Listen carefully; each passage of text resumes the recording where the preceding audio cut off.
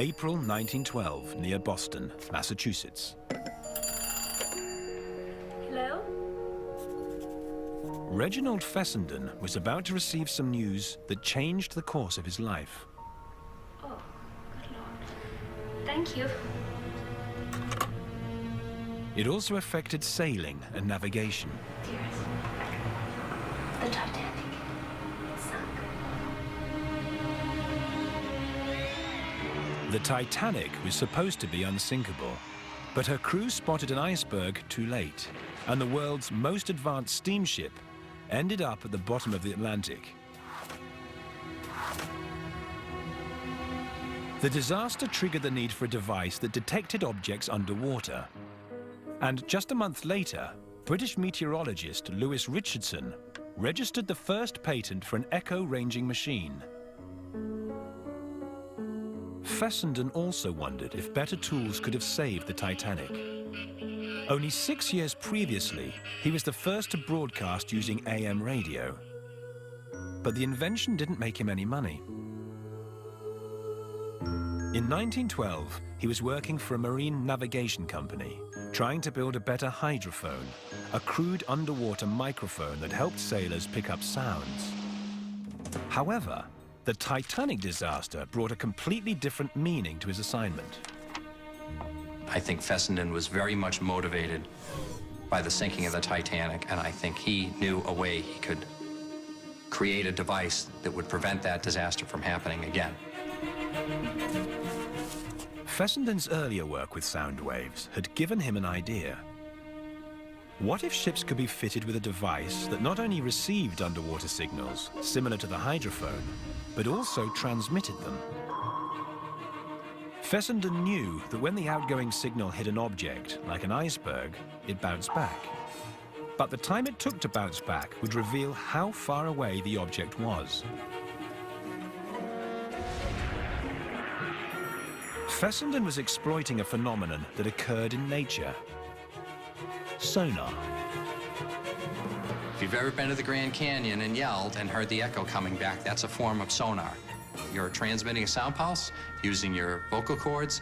You're doing it loudly with your hands cupping it to project the sound in a certain direction, and you're waiting for that echo to come back. Fessenden had to work out how to generate and receive man-made signals underwater, so expanded upon his previous work with radio waves and electromagnetics.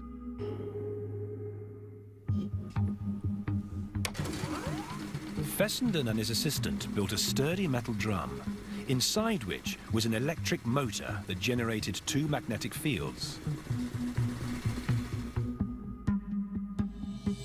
These magnetic fields would react against each other, causing a copper tube inside the drum to vibrate against a metal plate. And it was this movement that created the sound waves.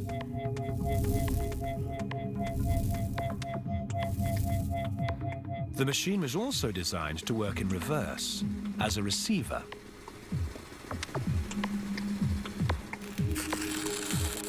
It took months to complete the prototype.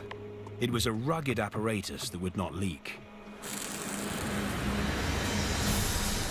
In April 1914, the Fessenden oscillator was ready to be tested at sea. It had been 2 years to the month since the Titanic had sunk in the North Atlantic, and Fessenden was headed to the same waters to test his invention, courtesy of the US Coast Guard. Thank you very much, Captain. Greatly appreciated. My pleasure. The ship was steam-powered, so it was loud, it was dirty, it smelled, and there was no luxury cabins on board. So it wasn't a pleasant trip. It was dangerous, too. There were icebergs everywhere. I see one. They saw an iceberg, got the crew together to get the oscillator ready.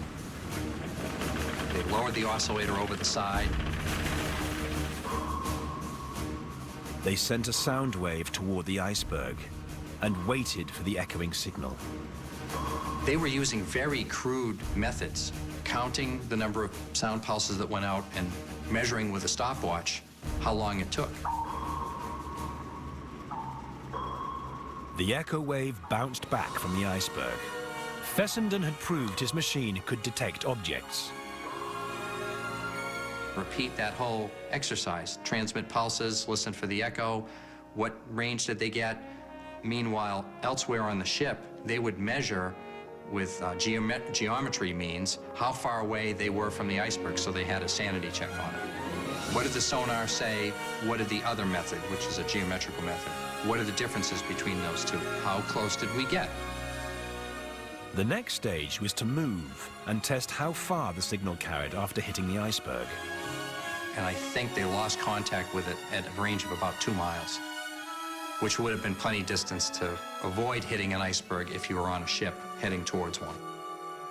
Fessenden had done it. He'd built a better hydrophone. And he had also built and successfully tested a revolutionary way to detect objects underwater. For Fessenden, the oscillator working and measuring the distance to an iceberg would have made him, at the very least, privately elated, because he knew when he set out to design the oscillator that it would serve as the hydrophone that the submarine signal company wanted, a better one, a good one, but it would also be able to measure the distances to objects, namely icebergs. So that was his vindication. During the First World War, Fessenden's device was used to pick up the sound of enemy submarines. But it took further development before the oscillator was used as Fessenden intended, to measure nautical distance and depth, and to the system used today. The revolution that the Fessenden oscillator created was in depth sounding. Anyone that owns a boat, whether it's an ocean liner or a submarine or a destroyer or a small boat that's used for fishing, has a depth sounder in it. And every one of those people owes thanks to Reginald Fessenden and his oscillator, because he was there first. It was another achievement from a brilliant inventor. Fessenden didn't stop, though, and by the end of his life, he had more than 500 patents.